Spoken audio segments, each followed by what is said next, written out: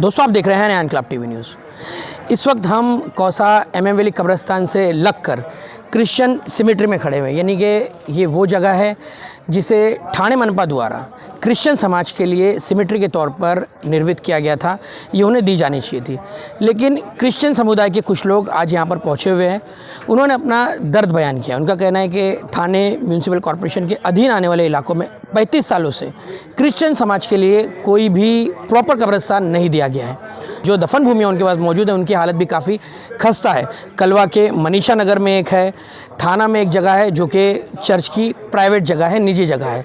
अगर उन्हें अपने लोगों को बरियल करना है, उन्हें दफनाना है, तो उन्हें मुंबई ले जाना पड़ता है और मुंबई की जो सेमेट्रीज़ है वहाँ पर उन्हें उनका जो एड्रेस है वो गलत बताना पड़ता है कि ये मुंबई की ही जो रहने वाले लोग हैं जिनकी मौत हुई है, तब कहीं जाके उन्हें वहाँ पर दफनाने के लिए जगह मिलती है। कई पार्टीज़ के पास वो गए, अपनी मांग को रखा, लेकिन सिर्फ आश्वासन दिया जाता है।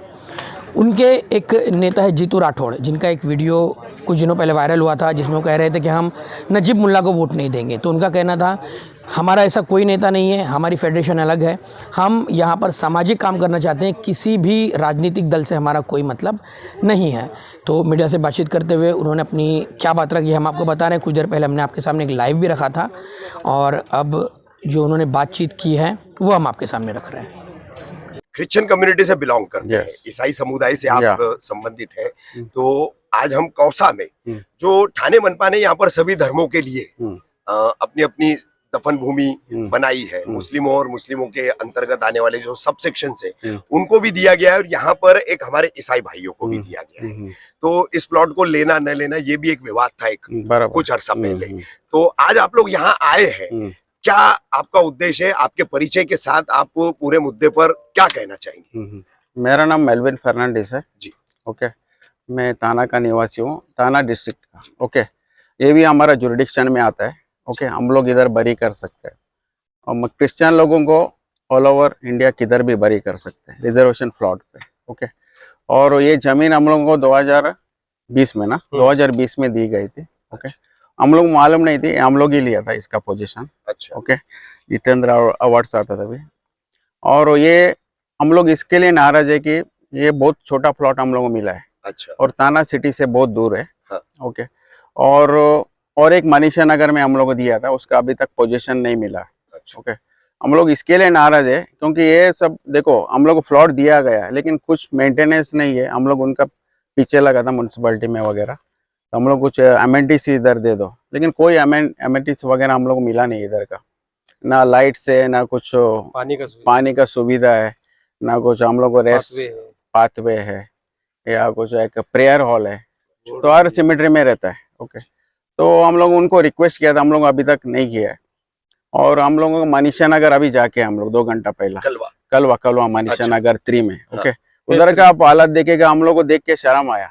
क्योंकि एक साल 1.5 साल पहले हम लोग को उसका मेंटेन करने को दिया था, पोजीशन हम लोग को दिया नहीं अभी तक मनीषा नगर में, उधर भी नहीं दिया, टीएम से नहीं दिया। क्योंकि उसके लिए हम लोग हाई कोर्ट गया था। ओके, हाई कोर्ट ने डायरेक्शन दिया कि उनको पोजीशन दे दो। वो जमीन पहला पुलिस खाते का इस पे था, थाना ग्रामीण पुलिस का हाथ में था, तो उसका फिर हाई कोर्ट ने डायरेक्शन दिया थाना कलेक्टर को। थाना कलेक्टर ने ऑर्डर दिया उसको जमीन खाली किया जाए, और उसने विद इन वीक में उसका 7/12 वगैरह चेंज किया, क्योंकि थाने ग्रामीण का उसमें नाम था 7/12 पे। तो एक 1.5 साल हो गया, लास्ट फरवरी में, अभी तक टीएमसी ने हम लोग उसका पोजीशन नहीं दिया है। मेलविन साहब, मतलब आप ये कहना चाह रहे हैं कि ठाणे जिले में जितने भी हमारे क्रिश्चियन कम्युनिटी के लोग बसे हुए हैं, लाखों की तादाद में, 8 से और 10 लाख जो है बेरियल प्रोसेस में जो है दफन की जो प्रक्रिया होती है उसमें काफी दिक्कत आ रही है, जमीनों की उपलब्धता नहीं है, अवेलेबिलिटी नहीं है। हमारे रिजर्वेशन सरकार उस तरफ ध्यान नहीं दे रही है। 35 से 40 साल हो गया रिजर्वेशन प्लॉट हम लोग आरटीआई में निकाला, कम से कम 10 से 12 प्लॉट है।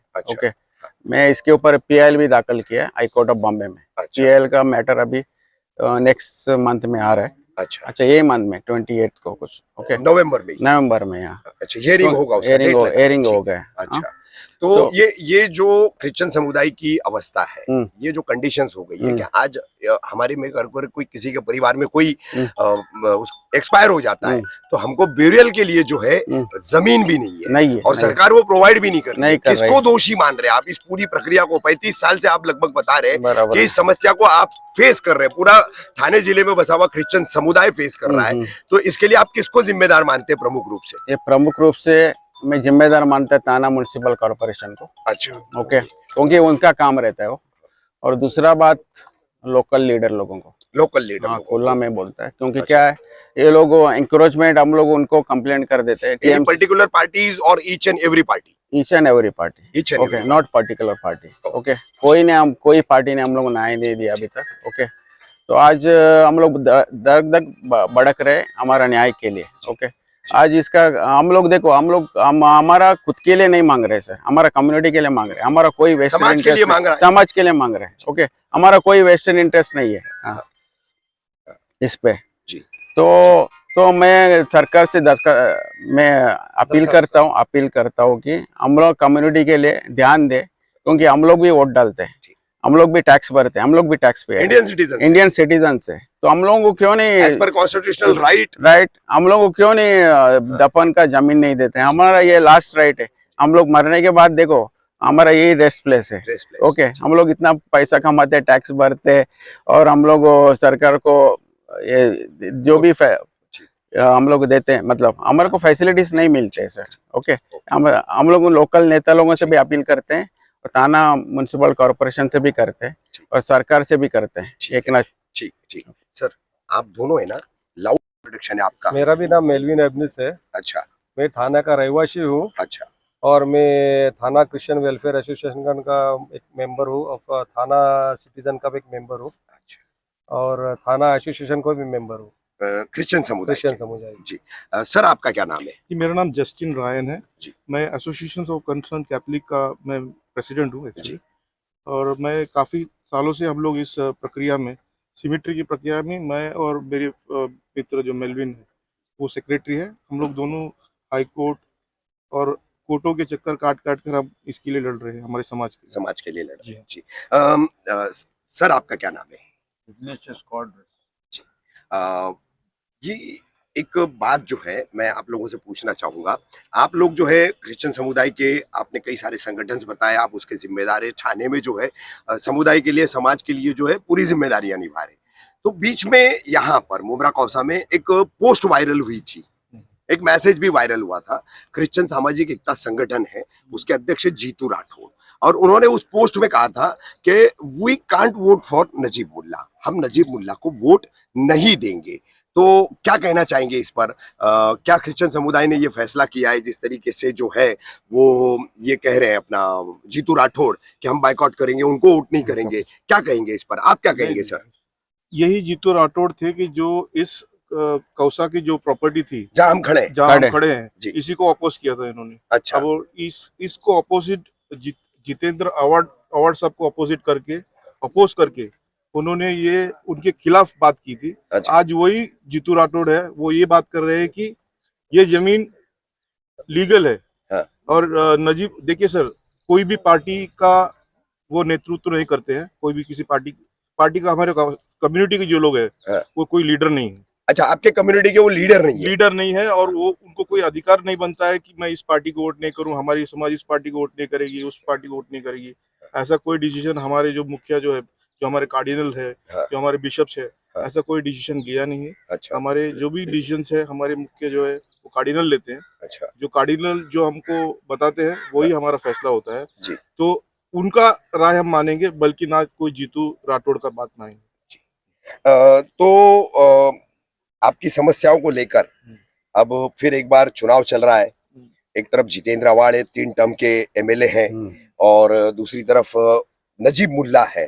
तो इन नेताओं से कुछ मुलाकात वगैरह किया आपने सिमेट्री के इश्यूज पर? अभी हाल फिलहाल में कोई बातचीत हुई इनसे? नहीं, जितेंद्र अवाड़ जी से हमारी काफी मुलाकातें हुई है। अच्छा। इस मामले में। हाँ। और उन्होंने काफी आश्वासन सिर्फ दिया है हमको, कोई काम तो किया नहीं उन्होंने। अच्छा।